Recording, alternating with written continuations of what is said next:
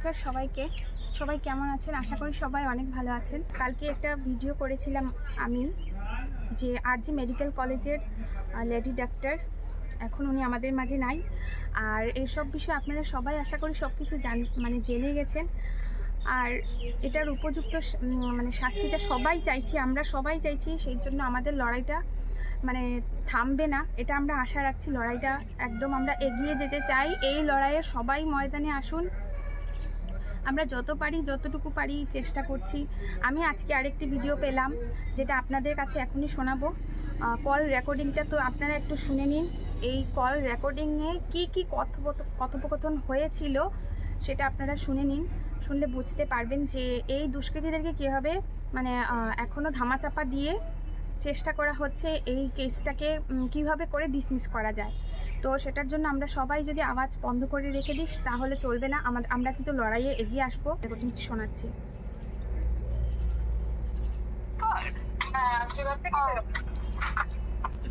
হ্যাঁ, তো বলো এবার।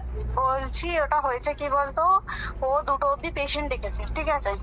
আশা করি শুনতে পাচ্ছি। রাত্রি 2টো, ঠিক আছে? 2টো অবধি পেশেন্ট ডেকেছে। দেখে রুমে এসে অনলাইনে অর্ডার করে 4 জন বন্ধু মিলে খেয়েছে, ডিনার করেছে। করে ও খুব টায়ার্ড ছিল, যেহেতু 36 ঘন্টা ডিউটি ছিল, টায়ার্ড ছিল। ও কি করেছে, ওই সেমিনার রুমে গিয়ে শুয়ে পড়েছে একটা রেড কালারের ব্ল্যাঙ্কেট ঢাকা দিয়ে। তারপরে সেমিনার রুমে এমনি কি তোমাদের ওরকম সেমিনার রুমে তুমি ঘুমানো হয়? আমি যদিও কোনো আইডিয়া নেই, ওই জন্য জিজ্ঞেস করছি। না, এবার একটা রেসিডেন্টাল ডক্টর রুমস থাকে, আচ্ছা, বুঝতে পেরেছিস? তারপরেও সেমিনার থাকে। এবার সেমিনারে একটা বেড থাকে, আর ডক্টরস রুমে 2টো 3টে যেরকম বড় ঘর হবে সেরকম বেড পাতা থাকে। আচ্ছা আচ্ছা। মেনলি ডক্টরস রুমে শোয়ার কথা, ঠিক আছে? হয়েছিল কি, ওকে বডিটা পাওয়া গেছে সেমিনার রুমে, কিন্তু ঘুমাচ্ছিল ডক্টরস রুমে। যে রুমটা তোর এখন ভাঙা হয়েছে, দেখেছিস রুমটা ভেঙেছে বাথরুমের পাশেই, ঠিক আছে? বাথরুমটাকে অজুহাত দিয়ে ওই রুমের দেয়ালটা ভেঙে দিয়েছে। অ্যাকচুয়াল কাণ্ডটা ঘটেছে তোর ইয়েতে, ওই রুমটার ভেতরে, ডক্টরস রুমে ঘটনাটা ঘটেছে। ওই বডিটাকে রুমে ওই দিন আর কেউ ছিল না, খালি অনলি ওই দিকটাই ঘুমাচ্ছিল। হ্যাঁ, এবার তোকে আমি বলি, অন কলে নিশ্চয়ই একজন থাকবে না, ও জুনিয়র সিনিয়র মিলে থাকে। এমনকি 3rd ইয়ার একজন থাকবে, 2nd ইয়ার একজন থাকবে, প্লাস 1st ইয়ারের ইন্টার্নশিপটা যারা থাকে তারা ইন্টার্নরা থাকে। আর চেস্ট এমন একটা ওয়ার্ড হচ্ছে, কোভিড এর পর থেকে প্রায় হামেশাই সবার শ্বাসকষ্ট হচ্ছে, আসছে শ্বাসকষ্ট হচ্ছে। আর চেস্ট ওয়ার্ড আর চেস্ট মেডিসিন দুটো করাতে একটা নিশ্চয়ই চিৎকার হয়, একটা ভাইলেন্ট হয়, বুঝতে পেরেছিস? তারপরে আবার কি, যে 4 জন ওর সাথে খেয়েছে তারা কোথায়, তারা কেন মিডিয়ার সামনে আসছে না? তাই তো, তারা কেন আসছে না? তোমার দিন ডিউটি ছিল না রাতে? ওই দিনকে আমি নাইটে ডিউটি করছিলাম। আচ্ছা, আমি নাইটে ডিউটি করে এসেছি, আমার লাস্ট নাইট ছিল। তো আমার তো 3 দিন নাইট থাকে, 3 দিন নাইট থাকার পর লাস্ট নাইট ছিল। লাস্ট নাইটের পর বুধবার আমার লাস্ট নাইট। বুধবার রাতে ঘটনাটা ঘটেছে। আমি বাড়িতে এসেছি, রীতিমতো বাড়িতে এসে শুয়ে পড়েছি। 3টের সময় আমার কাছে ফোন এসছে যে সবাইকে ডেকে পাঠিয়েছে, ইমিডিয়েট আয়। তখন গিয়ে দেখি আজকে করে এই অবস্থা, পুরো গোটা হাসপাতালকে ডেকে পাঠিয়েছিল। গিয়ে দেখি পুলিশ ছয়লা, আর ওকে যেভাবে, আমি তো বডিটা দেখেছি রে, আমাদের এখনো পর্যন্ত চোখ থেকে নামছে না। রীতিমতো মনে হচ্ছে মেয়েটা যেন আমাদের পাশে ঘুরছে, একদম এরকম অদৃশ্যমান। আমরা এরকম ভাবতে পারছি না যে এরকম ভূত থাকে বা একটা স্পিরিট থাকে বা কিছু। এখন আমরা বুঝতে পারছি না ওর আত্মাটা এখনো ঘুরছে আমাদের আশেপাশে। দেখ, ও আমার তলাটায় নাকি, তো ওর থেকে ও থাকে 4 তলায় ঘটনাটা ঘটেছে, ঠিক 2টো ফ্লোর নিচেই আমি থাকি, আমার রুমটা, ঠিক আছে? কিন্তু তাও আতঙ্কে আমরা একদম স্তব্ধ হয়ে গেছে আর্চিঘরটা। কিন্তু ব্যাপারটা হচ্ছে, তাহলে ডক্টর রুম থেকে ওকে সেমিনার রুমে নিয়ে যাওয়া হয়েছে? হ্যাঁ, অবশ্যই নিয়ে যাওয়া হয়েছে। এবার দেখ, নিয়ে যাওয়া হয়েছে, ওকে যেভাবে মারা হয়েছে এটা একার পক্ষে অসম্ভব, ইম্পসিবল। পুরোপুরি গ্যাং রেপ ছাড়া কোনো কিছু না। আর শুধুমাত্র রেপ নয়, রেপ করলো, ছেড়ে দিল, ঠিক আছে, ওকে রীতিমতো মার্ডার করেছে।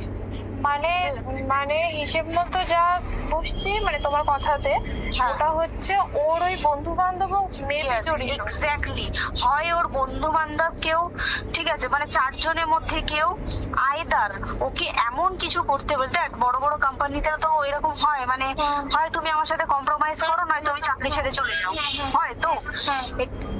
এখানেও সেরকম কিছু একটা হয়েছে। যাকে যে ক্রাইম করেছে সেও কিন্তু নর্মাল ডক্টর নয়, কিন্তু সেও একটা ভালো পোস্টে র্যাঙ্ক করছে, বুঝতে পেরেছিস? তবেই কিন্তু পুরো ব্যাপারটাকে হসপিটাল চেপে যেতে চাইছে, পুরো ব্যাপারটা। তাহলে এই সিভিক যে ও কোথা থেকে আসছে? এবার তোকে আমি বলি ওটা কোথা থেকে আসছে। আমাদের প্রিন্সিপাল চেঞ্জ হয়ে গেছে, ডেপুটি সুপার চেঞ্জ হয়ে গেছে, তারপরে আমাদের ওই অ্যাসিস্ট্যান্ট সুপার চেঞ্জ, সব চেঞ্জ হয়ে গেছে।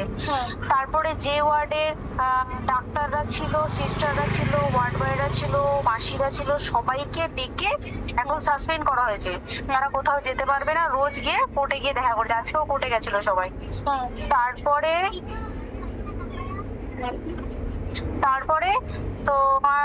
তোর এগুলো হলো। তারপরে তোর কি বলে, আরে বলা সিবিআই, এটা হয়েছে কি, মানে ও সে সঞ্জয় রায় যে ধরা পড়েছে, অ্যাকচুয়াল কিন্তু ও নেই, ঠিক আছে? ওর এতটা ক্ষমতাই হয় না। ও অত রাত্রে কি করতে যাবে? ও অত রাত্রে ওখানে কি করতে যাবে?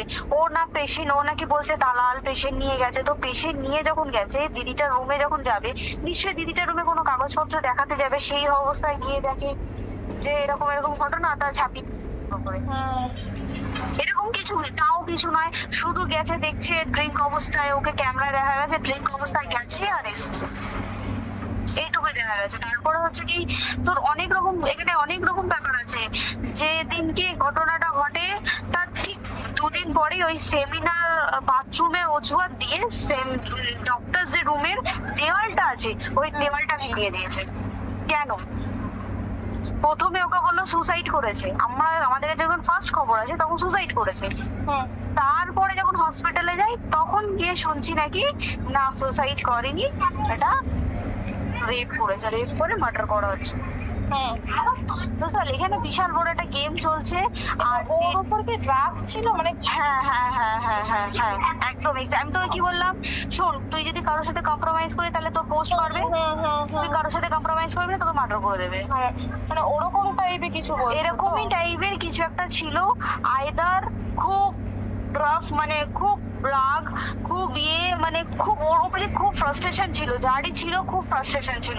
শুধু ওকে মারেনি রে, রীতিমতো মার্ডার করেছে। ওর যে ক্ল্যাচারটা ছিল, ওর ইউরিন, সেটা ওর ইউরিনের রাস্তায় ক্ল্যাচারটা ঢুকিয়ে দিয়েছে, তুই জানিস? মানে কি বলবো, মানে ওকে দেখা যাচ্ছে না, আমরা তো দেখেছি নিজের চোখে, ওকে দেখা যাচ্ছে না।